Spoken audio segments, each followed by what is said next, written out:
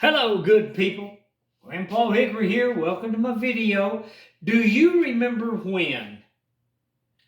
Back in the 1950s, I used to get out of school, and my dad, he taught me and my brother, we were poor, but he taught us how to make a little line. It's a fishing line, and it had a hook on the bottom, and then up about this far, about a foot, we had a bite-on lead sinker that we would put on our nylon line. We didn't have monofilament back in the 1950s. We had nylon fishing lines. And then we would cut it. It would be about 3 feet long. And we would find a stick, a branch, and we would tie that on there, and then we would roll it up. And we had a little, what we called a pencil bobber. And we had that on there too. But we would carry it in our pocket right here. So when I got out of school on the way home, I always walked through the woods coming home. We lived a long way from the school. God, I guess it was about a 4-mile walk, maybe longer.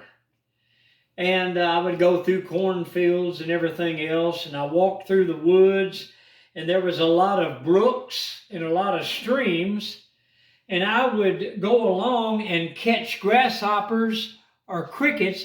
And then I would take my throw line out, my little line, and I would put the grasshopper on there where that it wouldn't kill it. It would just make it, it couldn't get off the hook, so it was jumping. And then I would swing it off the bank, and I would hold it, and it fit around my wrist. My dad showed us how to do it. And you would pull one fish out after the other. And friends, on the way home, I'd catch 5, 6 real nice sized perch.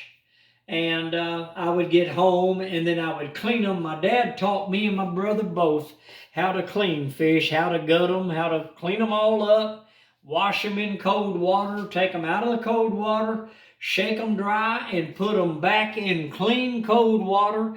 Do it again, bring them out, shake them off.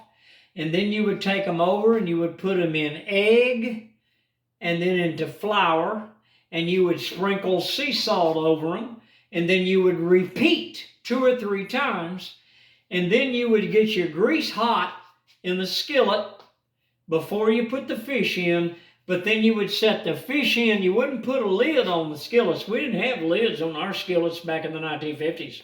We didn't have it. It was unheard of as far as we were concerned. We had never seen a lid for a skillet.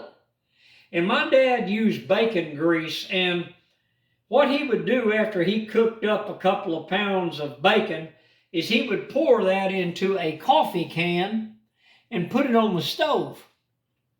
And it would turn just as white as it could be, and it was solid. When you touched it, you couldn't put your finger in it.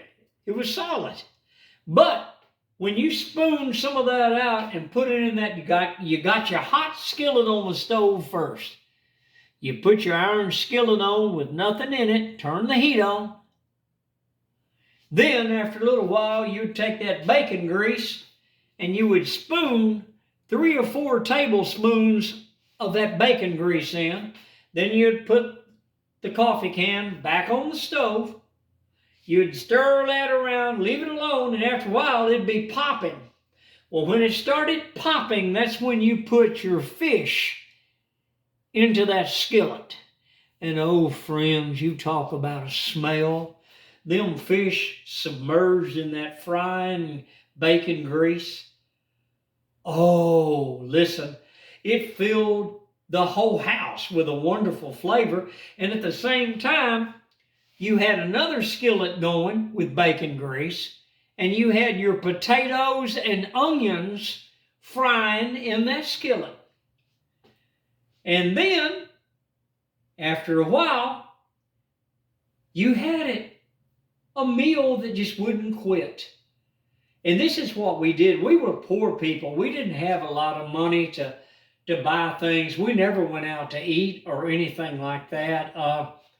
We would catch fish, me and my brother, and we would bring them home. And my dad would clean them until we got up big enough to where that he trusted us with a extremely sharp fillet knife. And then he taught us how to clean fish and everything. Now, back there in the 1950s, people, we didn't fillet fish. Filleting was unheard of as far as we was concerned. We never heard of that. I never heard of that until I was, oh God, I guess I was well into my 30s before I ever heard of filleting fish, and I still don't know how to do it. But what we did is we gutted the fish, cleaned them out real good. We scaled them, took all the scales off, washed them real good, dipped them in egg, dipped them in flour, dipped them in egg, dipped them in flour, did it 3 or 4 times, and then would put them in that hot bacon grease, and they would cook until they were just, listen, people, they were wonderful. But see, they had bones in the fish. We didn't think anything about it. We ate the fish and spit the bones out. We were very careful. My dad taught us to be careful when we ate fish that had bones in them because it could kill us. But I never will forget walking home from school and catching those fish and feeling so good when I rounded the bend finally to the dirt road that led up to our old rental house that we had out in the middle of nowhere, way out the other side of Balch Springs, Texas.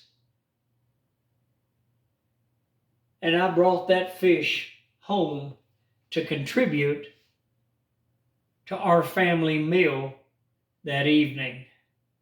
I'm inviting you to hit the like button. It helps my channel grow, and I'm inviting you to subscribe to my channel. But these were the way things were back in the 1950s for me and my brother and our family. I'll see you on the next video.